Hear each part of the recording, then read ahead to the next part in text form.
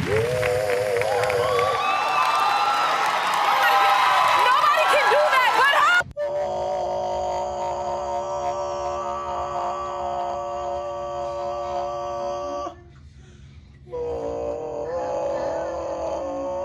Hey, you guys, I'm Kristal Cherelle from Indie Artist School.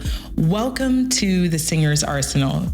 Today, I'm going to talk to you about polyphonic overtone singing. I'm really excited about it because it is such a unique style of singing. It's also known as throat singing, let me tell you that. But the thing about it is that you're able to sing more than one note at a time through overtones. That means they're harmonics, they sound good, they sound like harmonies, and it's so cool.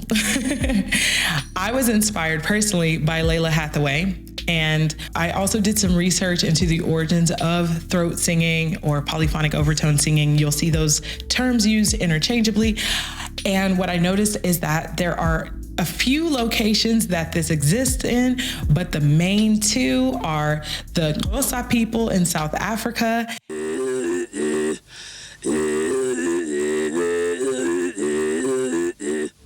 and the Tuvan people in Mongolia.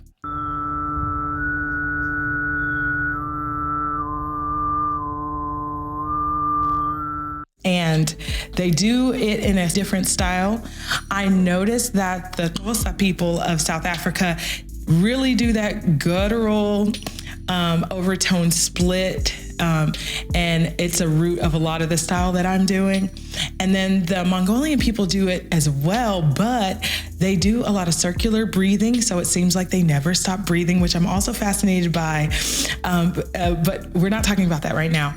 But they also move their high pitches and maintain the lower ones. It's so amazing. I don't know how they do it, but I'm going to talk to you about the style of singing that I noticed Lalah Hathaway did and what I saw from the Xhosa people. But either way, it's all throat singing. It's all polyphonic overtone singing. And yes, it's very fun. But before I do it, there's a huge disclaimer I must say before we get started, and that is that this is an advanced technique. I do not recommend beginners try this. It is not safe to do so. If you are at moderate level of skill,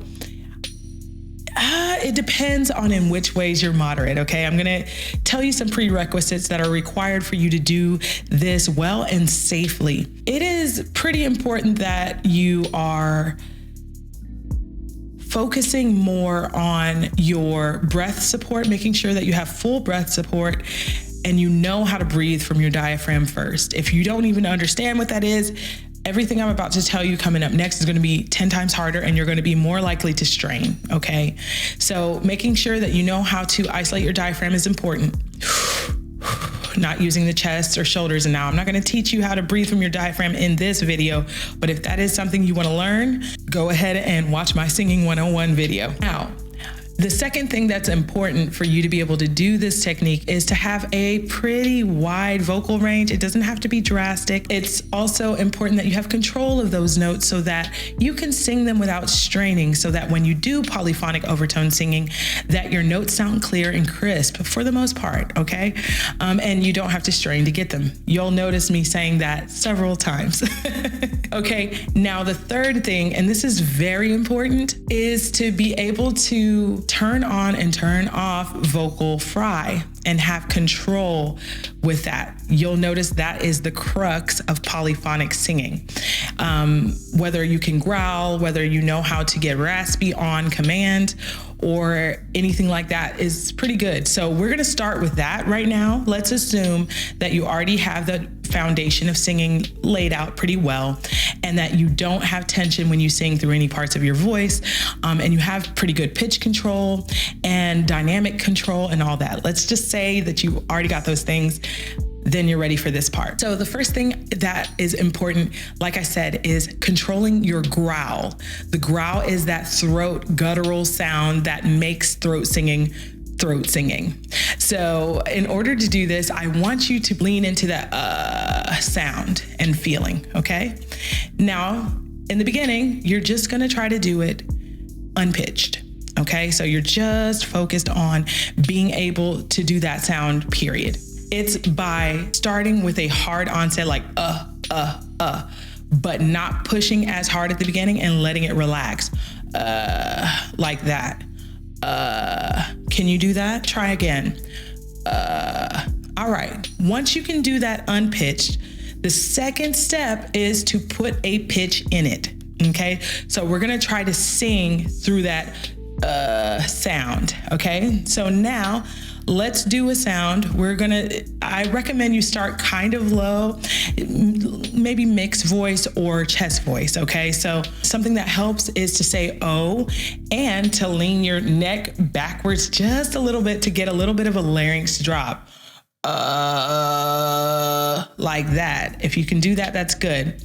Once you're able to pitch it, now we're gonna vary our intensity. How soft can you add pressure?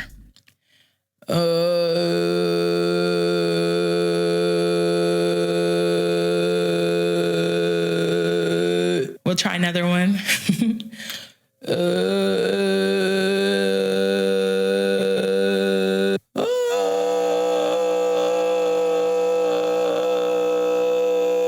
You hear that? It's a lot easier to hear there. Something that's also very important is that you're not closing any of your airways, your nose or your mouth. You're keeping the O. You're not straining. Like I said, it's very light pressure on this vocal fry. So you have to be very careful with your breath, making sure you're not pushing too much air through at the same time to do it, and keep everything open. The funny thing about this is after a while, it's like something you just feel. But I am not controlling every single note. Like I said, when you get a good split on the vocal fry, the natural harmonies to those come in without you having to force that pitch. So you don't have to map out your chord. All you have to think about is your root note. And when I say root, I don't always mean the lowest. In my music theory episode, I do talk a bit about inversions of chords. In my harmony episode, please watch that. It'll explain a lot of what I'm saying. But the root note that the chord is based on, that's what you're controlling. And the natural harmonies to those will come in through the split growl that I was just doing earlier. Like I said, just varying the pressure on the growl will help you get the natural harmonies to that note while you're singing, okay? So just in case you're wondering, like, is she thinking about every note in the chord? No, I am not. And you don't have to either. You don't need to know music theory to be able to do this. But you do need to have control over your voice in order to do it.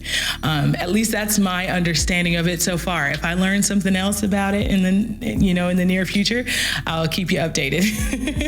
If there's something that you want to develop with your voice, go ahead and click the link below where I can give you a vocal diagnosis and diagnose your biggest vocal problem and help you fix it in just 15 minutes. If that's something that you're interested in, go ahead and book a diagnostic with me right away.